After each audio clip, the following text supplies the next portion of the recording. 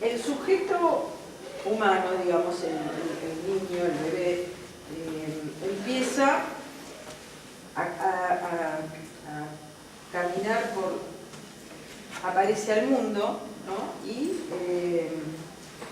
¿con qué se encuentra en el plano de lo que nosotros venimos enseñando? ¿Cuál es se sumerge dónde? La matriz simbólica, y eso en términos, en nuestros términos, ¿qué sería? La lengua, la estructura, la cultura. ¿Y la cultura para Lacan qué es? El otro. El otro. ¿Y el otro qué es? Tesoro del significante. Claro, es el tesoro del significante. Se sumerge en lo que llamamos el baño del lenguaje. Se sumerge en la matriz simbólica, en principio en el estadio del espejo, Lacan menciona la matriz simbólica, pero en definitiva es esto que tiene que ver con el deseo, un deseo formulado de alguna manera, que se va articulando en la cadena significante en la medida que hay alguien que lo desea y que lo espera y que le proporciona un lugar. Este es el lugar del otro, de la A grande del grafo, que en principio sería la madre. En principio sería la madre o alguien que pueda tomarlo, acogerlo, cumplir la función, recibirlo y brindarle cuidados interesados. Cuidados amorosos, no cuidados higiénicos. ¿Se entiende? Por eso existe el síndrome del hospitalismo, digamos, los niños que no han sido alojados amorosamente, deseosamente. Bueno, este chico que accede al mundo que nosotros vamos a llamar el baño del lenguaje, el discurso, a un lugar discursivo en el cual se lo está esperando y se le brindan atenciones y cuidados, ¿a qué va a quedar sujeto en principio? Piensen, un bebé recién nacido, ¿a qué queda sujeto en principio? ¿Qué pasa con el niño? Se pone en el lugar de objeto de deseo. Bueno, sí, pero ¿qué le pasa al chiquito cuando nace? ¿Qué hacen ahí?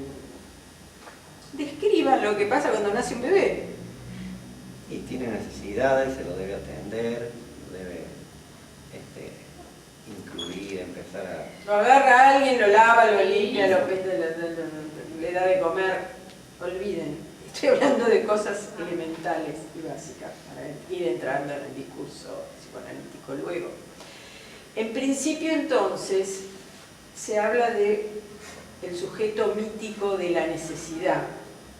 Es decir, este niño no es autosuficiente, sino que depende del otro para satisfacer sus necesidades. Exactamente. Si nadie lo asistiera, moriría en muy poco tiempo.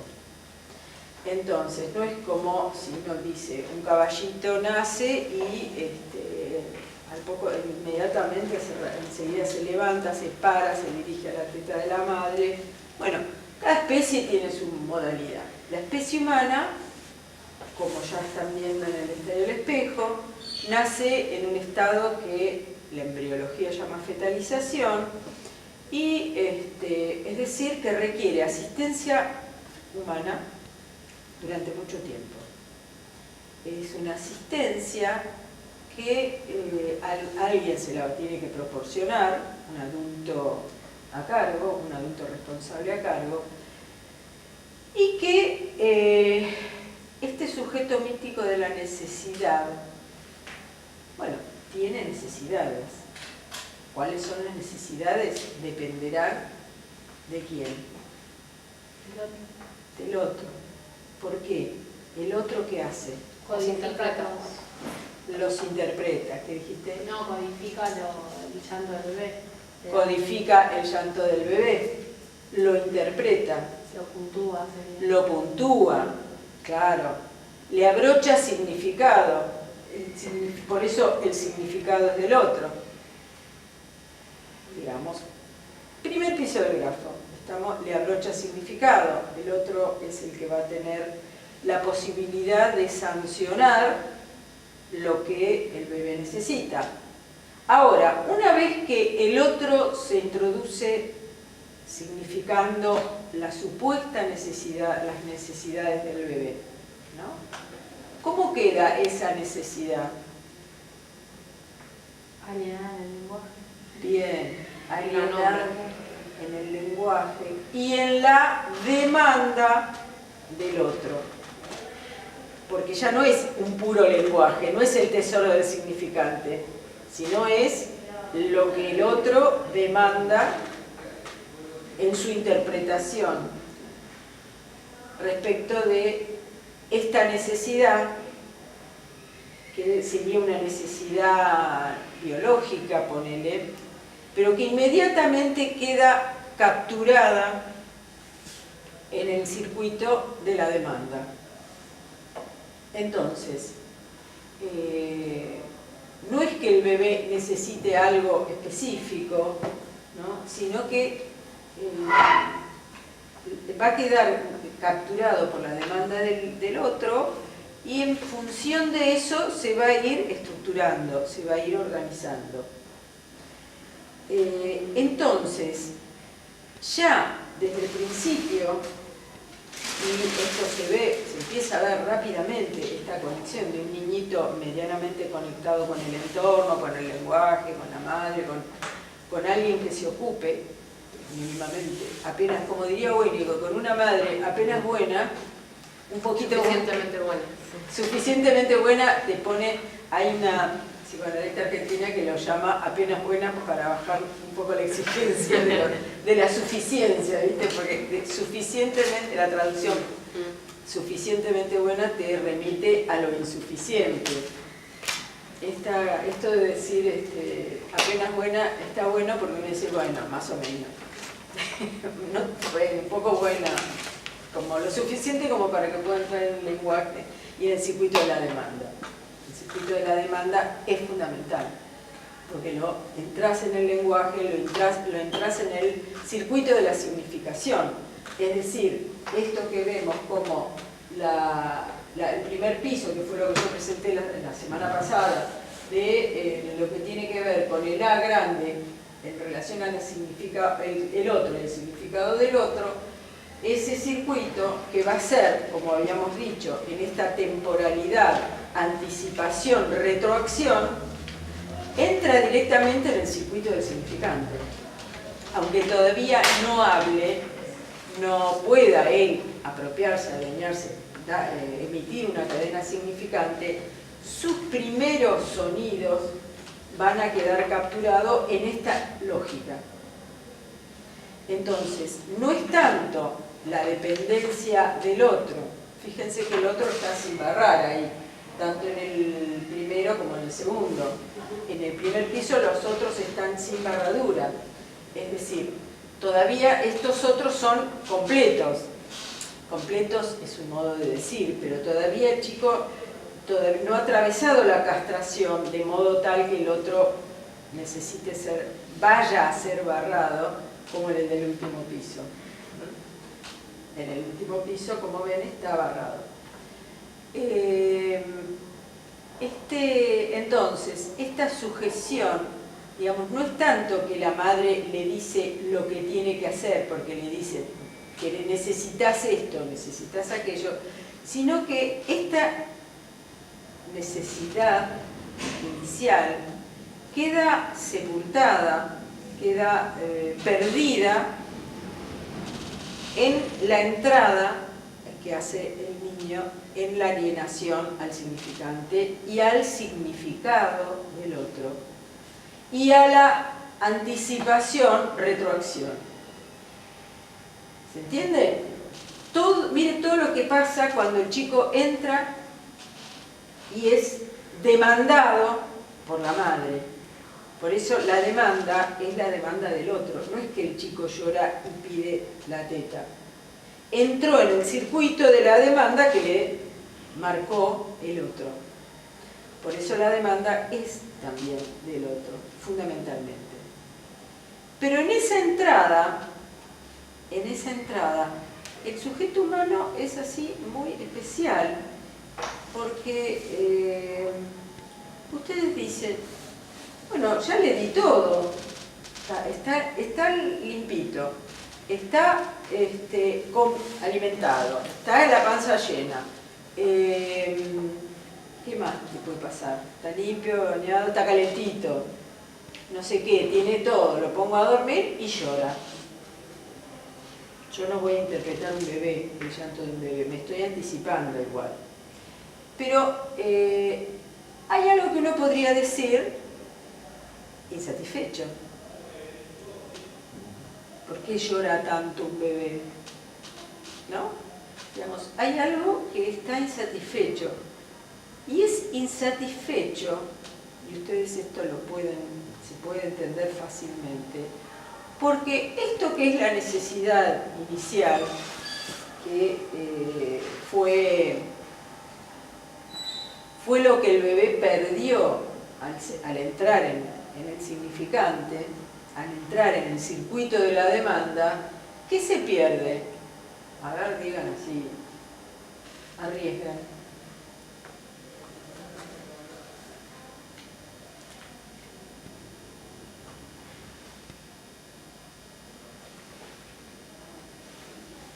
El objeto natural de satisfacción de la necesidad. El objeto Natural para la satisfacción de la necesidad, por ejemplo. exactamente. Por ejemplo, si uno tiene ganas de comer, va a comer alimento, cualquier alimento. Martínez utiliza un ejemplo del perro, que si tiene hambre como... ¿De qué? Del perro. Ah, sí. Que si tiene hambre va a buscar, por ejemplo, no va a buscar por comida limpia, va a buscar, por ejemplo, va a romper una bolsa de basura y va a comer. Y como nosotros estamos un poco alienados de esto, en el sentido de que, por ejemplo, si podemos, vamos al comedor. Vamos a buscar como... Sí. Acá ya estamos grandes. Está bien lo que dijiste, teóricamente, pero yo me remito a los inicios, a los orígenes. ¿Qué sería como la originalidad? Digamos, lo propio que en realidad nunca vas a sufrir porque siempre está alienado por el otro. Como que el otro es el que primero le impone su significante, su tesoro y demás. Su significado. El significado es del otro. Claro. Acá Entonces nunca vamos a saber cuál era el significado original de ese.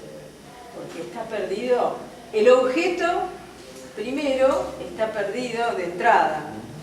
Está perdido de entrada, porque si nos remitimos a la experiencia de alucinatoria de deseo freudiana, no sé si la han visto, no, nadie dice nada. Digamos que el primer objeto que satisface es una alucinación.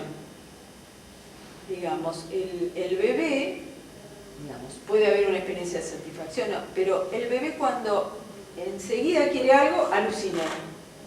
Eso es Freud, digamos.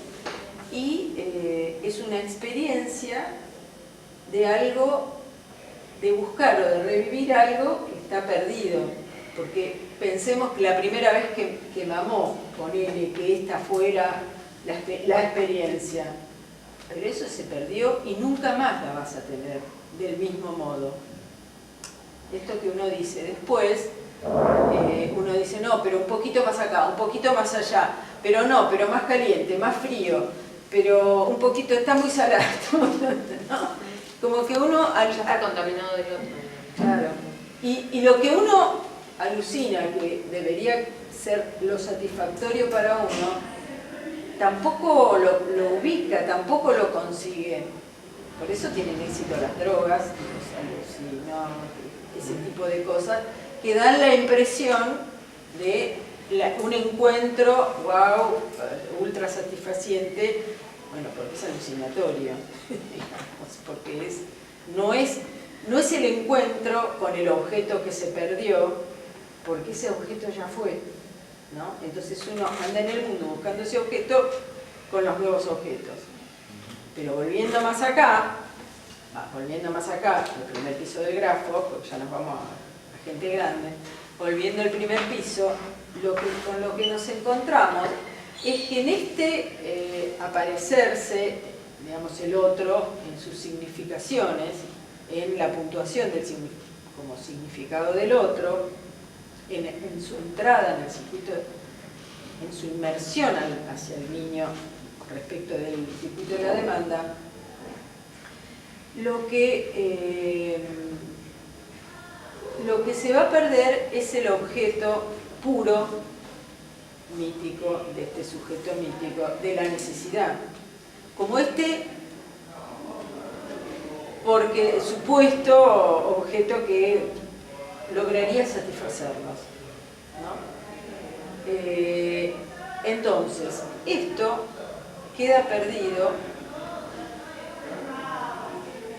aplastado de alguna manera por la demanda del otro.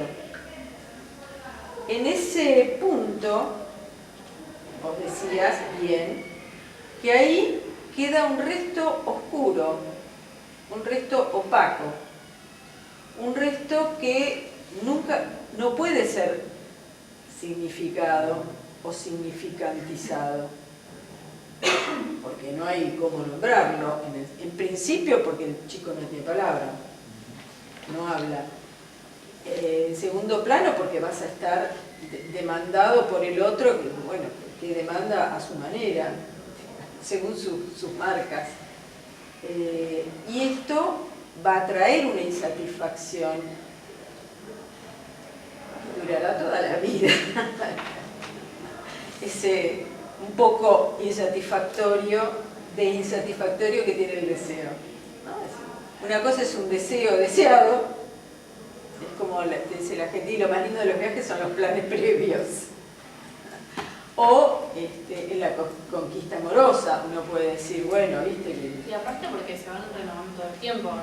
Entonces, o sea, uno alcanza un deseo y ya instantáneamente se pone a pensar en otro. Por eso, pero en realidad no lo alcanzas nunca. Pero es una ilusión. Es una ilusión, pero también te pones a pensar en otro, porque esto que fue el laburo de tu vida y fue la apuesta, digamos... ya está dentro de lo simbólico, digamos. Ya está. Bueno, ese es otro punto. El punto que en lo simbólico, ¿con qué tratamos? Sencilla la respuesta, ¿no? Con significantes. Sí, tratamos con palabras, con significantes, peor. Ni siquiera tratamos con signo que va a decir, bueno, es algo. Tratamos con significantes, son cosas que van para acá y para allá y se enganchan con otras, que la puntúas un ratito y después la vuelves a perder, digamos.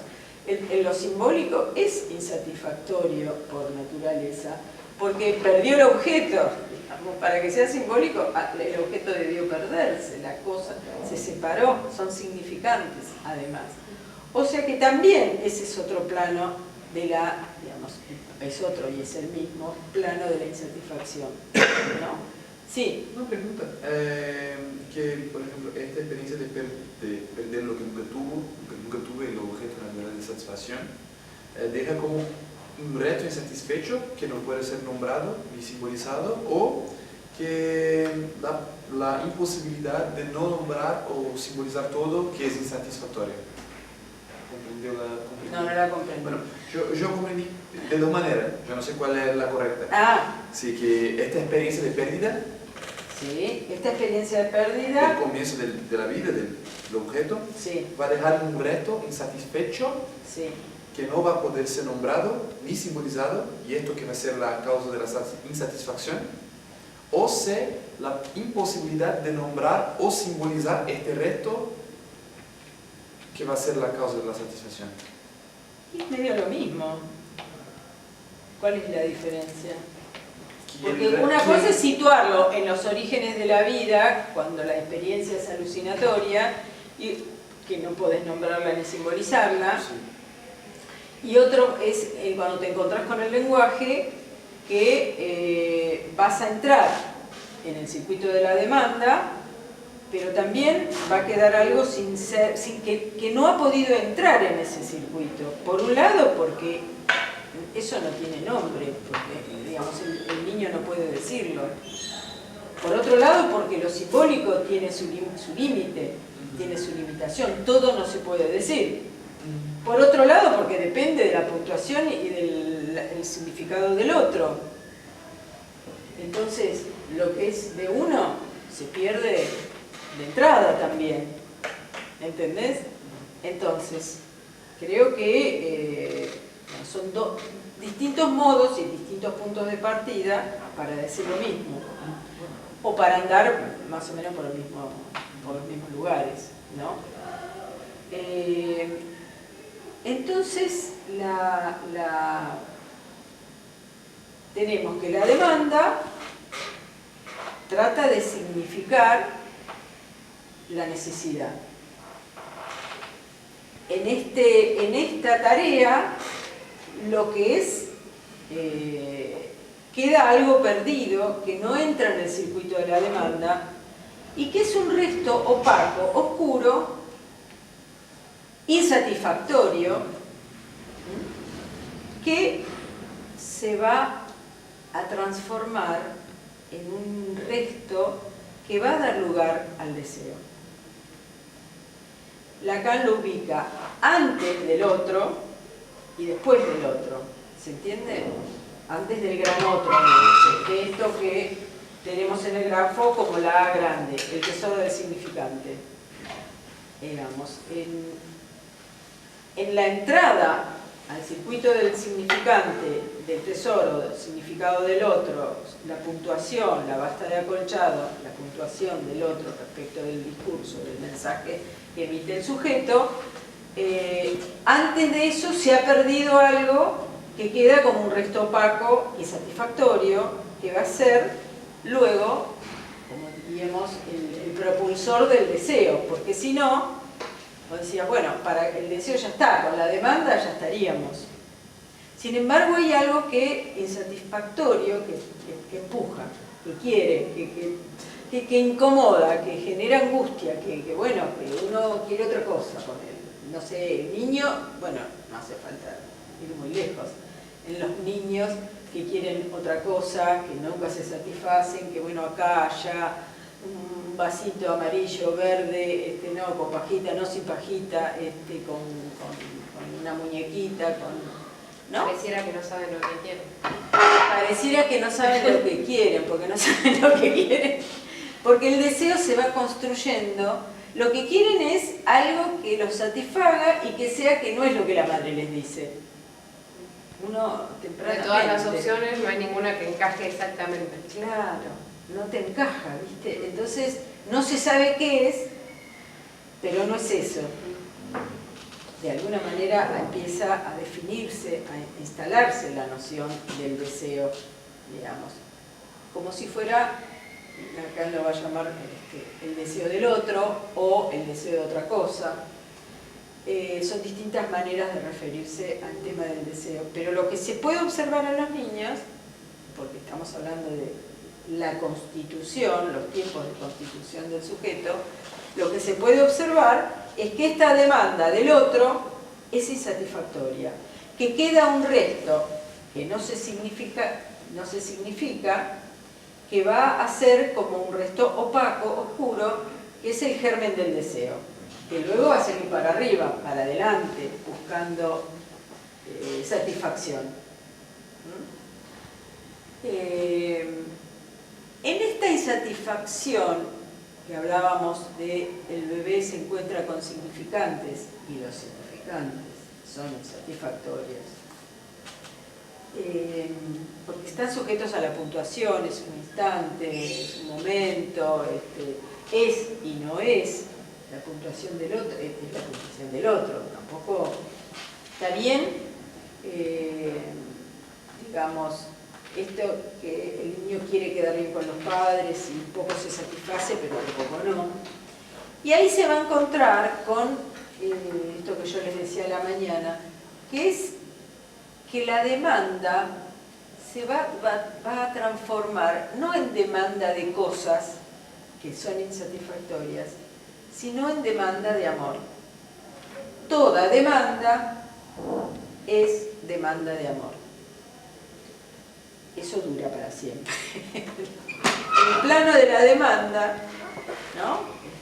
Porque a mí, porque no a mí, porque a mi hermano, porque en la pareja, porque no sé qué, porque bueno, pero digamos, hay demanda.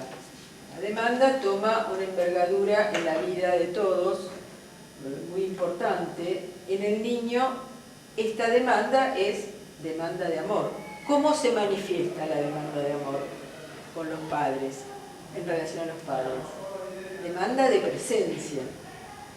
El chico demanda, no le alcanza con que vos le des de comer, lo laves y lo pongas en la cama.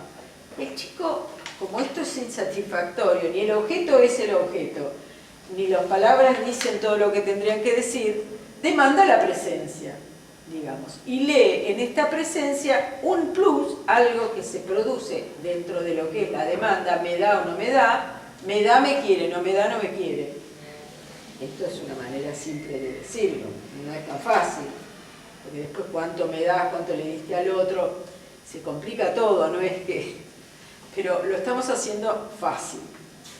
La demanda de amor es en lo que se transforma esto que, en la medida que el objeto no está, los significantes no te llenan la panza, no te alegran un poco, pero siempre hay algo que no está. La demanda es de amor, la demanda es de presencia. Y la ausencia, las ausencias, no hablo de la presencia-ausencia simbólica, del ir y venir de la madre, que es posibilitador de la demanda. Porque si siempre está, nunca va a necesitar. Exactamente, es de la demanda.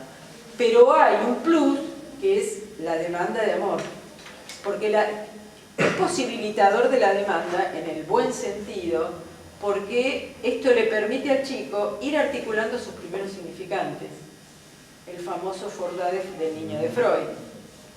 Entonces, en este sentido, el ir y venir de la madre es fundamental, porque si está siempre, no logra apropiarse del lenguaje y separarse de la cosa, que es la madre a su vez, y de la demanda del otro, porque en ese espacio del ir y venir de la madre elabora significantes, es decir, palabras, forda, primer par fonemático, y empieza a elaborar, a pensar, vamos a decir, fantasías. Estos primeros juegos del carretero, lo tiro y lo recojo, es su primer juego, ya es una simbolización. Y a la vez empieza a otorgarle significantes, palabras, sílabas. Pero juega, cuando la madre va y viene, juega con el for, da, con estos pares significantes, primeros pares significantes opuestos y diferentes. Cumple con la ley del significante, con la lógica del significante.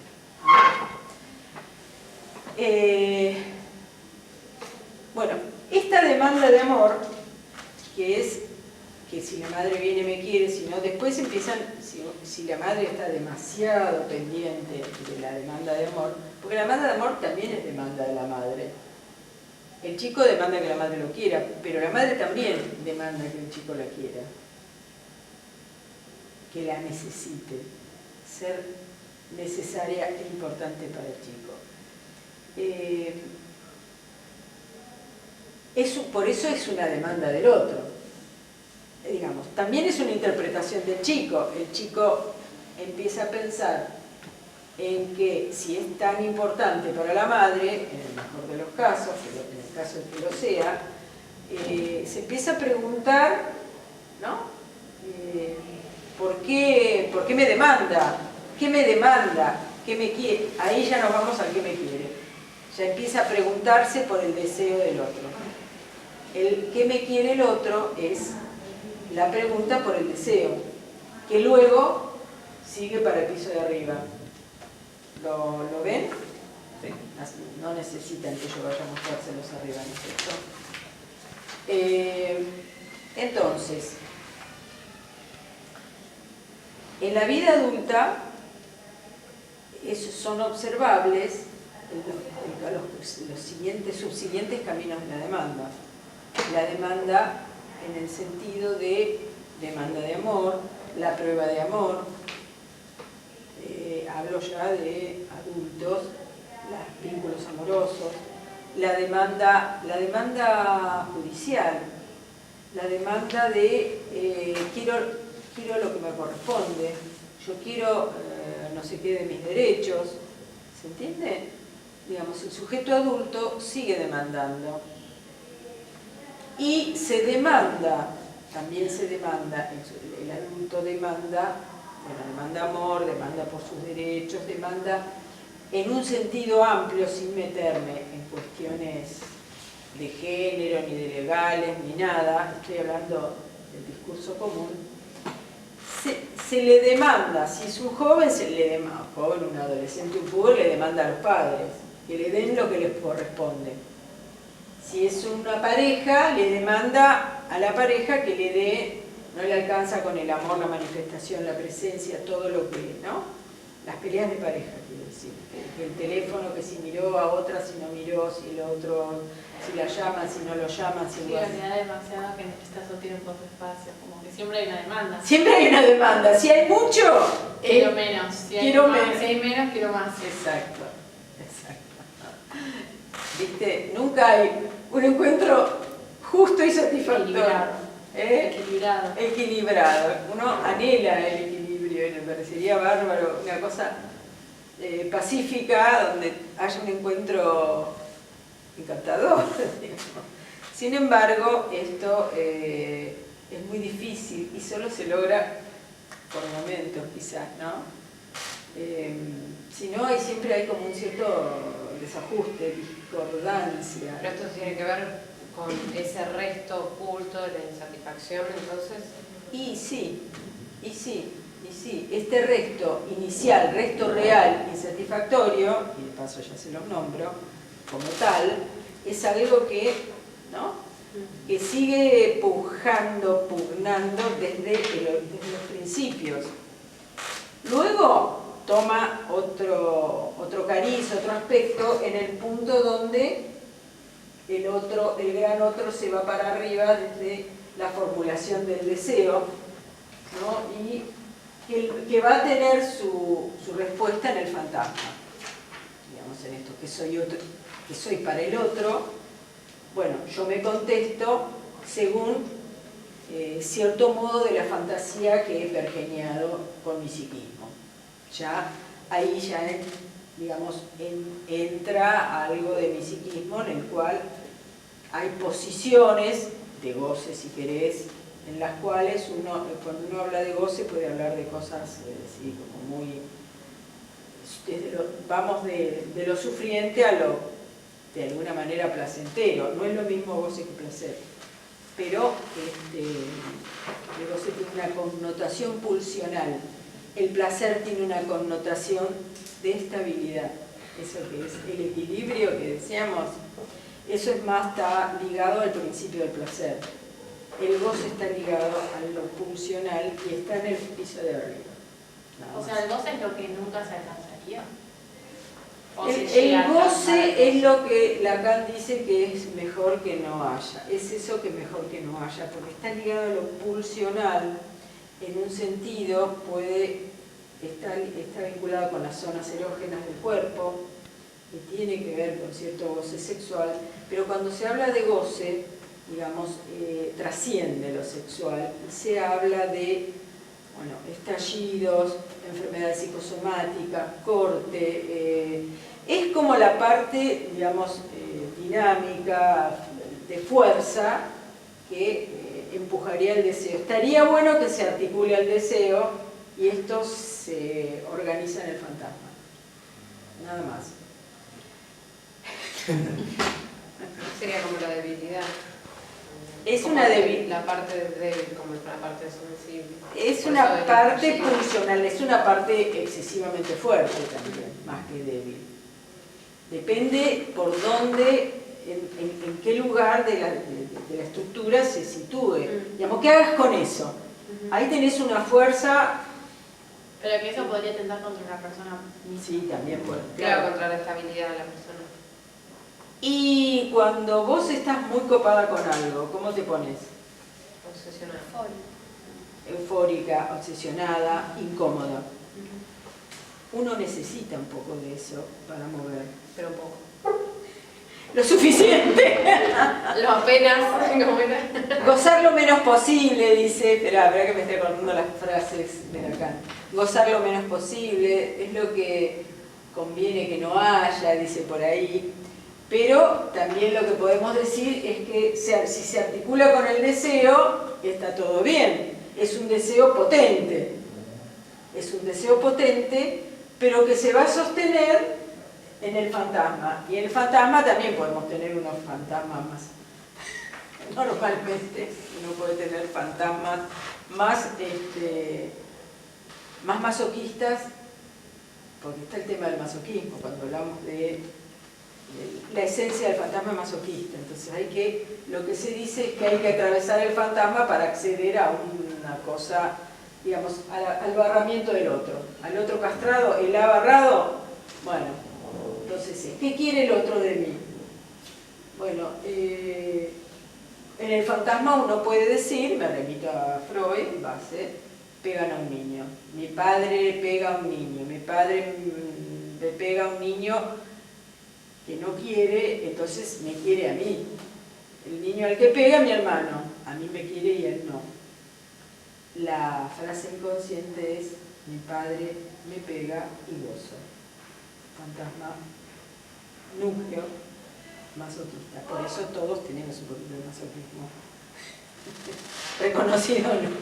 En el sentido de, en todo fantasma hay un ser, un niño pegado, un niño puesto en posición de objeto, viene de entrada, esta posición de objeto, que es difícil de abandonar, es difícil de dejar de lado, porque hay una posición que sería una sujeción edípica en realidad. Mi padre complejo de Edipo. ¿Se entiende? ¿Me seguiste o me...? Sí, más o menos. Porque hay un sometimiento. Hay un sometimiento. Hay un sometimiento, y quien más quien menos puede reconocer un poco de sometimiento en su propia vida. Ya con eso estaría el toque necesario para que lo identifiquen. Bueno, de eso se puede atravesar, se puede pasar a que el otro está barrado y entonces no me va a gozar, ¿me entiendes? Sí, no sé si eso lo hemos visto en algún teórico, como que en un punto este otro tiene el poder, pero en realidad nosotros elegimos a quién ocupar, a quién poner un poco en ese lugar de Eso es lo que decía el otro día, ¿no? Creo que tiene en relación, debe haber sido, me quedó ahí, sí. Como que el otro tiene el poder, pero hasta que nosotros nos damos cuenta de que el poder se lo damos nosotros en ese lugar a ocupar. Eso. Obviamente que los padres van a tener, o los progenitores, en función padre o madre, van a tener una posición privilegiada en ese otro primero. Pero porque fue el primero que nos significó. Claro, pero a partir de ahí, como nosotros adultos, elegimos un poco a quién poner, cómo y de qué manera, pero se supone que un análisis a lo que empuja es a encontrarte con la barradura del otro. Eso que alguna vez un paciente en análisis dice, bueno, el pobre, al final mis viejos eran dos pobres tipos igual que yo, digamos. Y yo creía que sabían todo y saben, así apenas, un poquito. Claro, es que uno de grande va haciendo ese ajuste y los padres terminan siendo pares y a veces nosotros cuidándolos a ellos. Entonces, exactamente, y con el paso del tiempo uno queda arriba de porque ellos uno va como evolucionando y ellos o se quedan y, en el mejor de los casos, pero con los años van retrocediendo. Bueno, en realidad hay un pantallazo grande y, a ver, a todo esto, lo que... Sí, esta parte y a todo esto lo que no quiero que se pierda es que la relación con el yo, o sea, lo que no quiero que se pierda, porque esto es lo que en realidad nos interesa, desde que tiene que ver con lo simbólico y con lo imaginario. Todo esto viene enganchado con el yo y con la imagen del yo. O sea, toda esta lógica incluye el cuerpo, incluye al moi. En el ir y venir de la demanda también se constituye el armado del cuerpo. Digamos, esto que se ve en el estadio del espejo, si hay un otro que demande que uno tenga un cuerpo, un Majesty de Baby, ahí está, este sos vos, te muestra y te podés reconocer en ese otro que te sostiene y que te dice quién sos vos, digamos, especularmente, que opera de gran otro como tesoro del significante y opera como la imagen del semejante, digamos. Nos vamos armando con significante y cuerpo. Significante, digamos, sujeto articulado a un yo.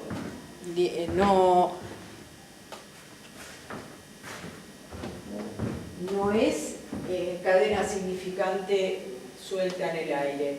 Está atada a un cuerpo. Un cuerpo significado, un cuerpo con imagen, un cuerpo atravesado entonces por lo simbólico y lo imaginario. Y bueno, con un resto real que queda insatisfecho y que va a empujar a el trabajo, digamos, de la formulación del deseo más allá del otro. Va para el piso de arriba. Y que va a preguntar por su deseo, el sujeto pregunta por su deseo,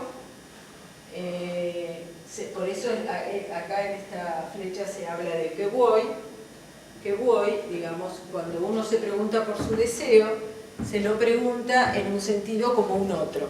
Por eso Lacan dice, es el deseo del otro, el deseo es el deseo del otro, a esta altura, ¿no? Porque cuando uno se pregunta por su deseo, ¿uno qué dice? A ver. ¿Qué quiere de mí? Yo decía por el deseo propio. Pero estaría bien también preguntárselo así. Está bien. ¿Qué quiere el otro de mí? ¿Qué quieres? Pero uno se lo pregunta a sí mismo como un otro. Bueno, a ver, pará. ¿Qué querés? Decimos nosotros. Decimos, bueno, a ver, pará, estás medio... ¿Qué te pasa? Bueno, ¿qué querés? A ver, uno se lo puede decir otro o uno se lo puede decir a sí mismo, ¿no? Hablándose como un otro. Bueno, tranquilízate, a ver, ¿qué querés? Si uno, no es fácil saber lo que uno quiere, no es nada fácil. Entonces está el hablarle a un psicoanalista que escucharía los significantes que a uno podrían indicarle en la insistencia, en la repetición, esto que dice Lacan en la instancia de la letra, el significante, el sentido insiste y no consiste. Bueno, pero si insiste, un analista lo puede escuchar, ¿no? A ver, usted está hablando de esto, por ahí tiene que ir su deseo. Cosa que por ahí los amigos no pueden hacer, porque están involucrados, ¿no? Y uno solo tampoco se puede escuchar. Porque está implicado, digamos. No hay una neutralidad. No hay una neutralidad, uno no puede escuchar como un escuchante desde afuera, está involucrado, digamos, en la novela, en el fantasma. Bueno, entonces yo ahora les quiero leer fragmentos del texto. No les voy a leer, les voy a leer el fragmento que tiene que ver con deseo, demanda y necesidad. Bueno. ¿Qué página es? Página 793.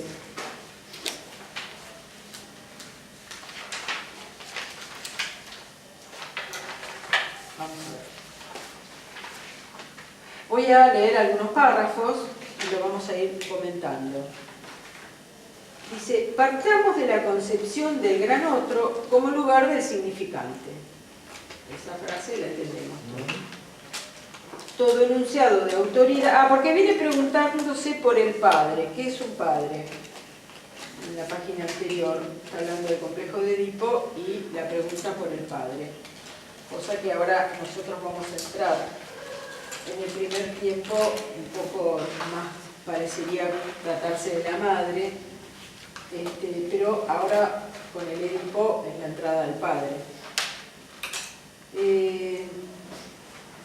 Partamos de la concepción del otro como lugar del significante. Lo que formulamos al decir que no hay metalenguaje, bueno, lo que decimos es que no hay un otro del otro. Cuando Lacan habla de que no hay otro del otro, quiere decir que el lenguaje, no hay un otro, un metalenguaje, un lenguaje que diga lo que uno quiere decir. El lenguaje se puntúa aquí y ahora. Se puntúa en el momento de abrochamiento de la basta de acolchado. En ese momento se produce la significación y luego vuelve a perderse, en el sentido que los significantes vuelven a formar parte del tesoro y uno ya está en otra, sigue hablando y se pueden puntuar otras cosas. ¿Me siguen? Bien. No hay otro del otro, es decir, que no hay un Dios o un gran Padre que la tiene clara y que sabe todo y que tiene todos los significantes, y que tiene todos los significantes y todos los significados, fundamentalmente, ¿no? Por eso dice, es como impostor, como se presenta para suplirlo el legislador, el que pretende erigir la ley, digamos, el que el Padre Todopoderoso, el Padre de la Horda, el famoso Padre de la Horda Primitiva, que lo vamos a ver, a ustedes no les suena. Ah, bueno, porque es muy famoso el Padre de la Horda Primitiva. Dijeron alumno, el Padre de la Horda Primitiva. Escribían un parcial. Bueno, es una cuestión mítica, freudiana, texto Totem y Tabú, que vamos a entrar en este tema ahora. Pero me remito a mi padre me mata, mi padre es terrible, uy, ¿no? Digamos, esta idea, esta versión del padre como el legislador, es el que dicta la ley. Ese es un impostor, no la ley, sino un padre que se erige en el Todopoderoso. Es un impostor. Lo que pasa que, lo que decíamos, digamos, él se podrá elegir, ahora uno lo puede reconocer o no, lo puede elevar a categoría de Dios o lo puede bajar, porque es un absurdo, digamos, que se crea eso. ¿Quién se cree que es? ¿No? En el sentido de uno lo puede barrar. Está eso. Depende cuánto necesite sostener a un padre terrible. Eso depende de cada uno. Pero dice que el padre pueda ser considerado como el representante original de esa autoridad de la ley es algo que exige especificar bajo qué modo privilegiado de presencia se sostiene más allá del sujeto que se ve arrastrado a ocupar realmente el lugar del gran otro, a saber, la madre. Se hace pues retroceder la cuestión. Bueno, este padre puede ser considerado como el representante de la autoridad de la ley. Bueno, vamos a ver por qué se puede, en realidad, luego en los tres tiempos del Edipo se va a ubicar a este padre en el segundo tiempo del Edipo, el padre terrible. Después el padre, la otra versión del padre es un padre bondadoso, generoso, digamos, ¿no? Hay padres que no llegan a esa categoría. O hay hijos que nunca acceden al tercer tipo del Edipo. Se puede ver de las dos maneras. Pero acá introduce la relación, la importancia de la madre, ¿no? Y ahora estos párrafos que dice: parecerá extraño que abriéndose allí, en el lugar del gran otro, el espacio desmesurado que implica toda demanda, bueno, desde la madre se abre un espacio desmesurado que es el de la demanda, es el otro el que demanda. El ser petición del amor, no dejemos más libre juego a dicha cuestión. Digamos que el gran otro, el que habla, el que ocupa ese lugar, va a, digamos, plantear, se va a presentar desde el lugar de la demanda, es decir, tiene los significantes, tiene el significado y introduce, tiene el poder, el gran poder de introducir al niño en esa dimensión. Fíjense si no tiene poder, cómo destonarlo, cómo hacer que eso se vaya achicando, ¿no? Es necesario que lo tenga, tampoco es que haya que bajarlo de entrada, es como la entrada, la consulta con el analista.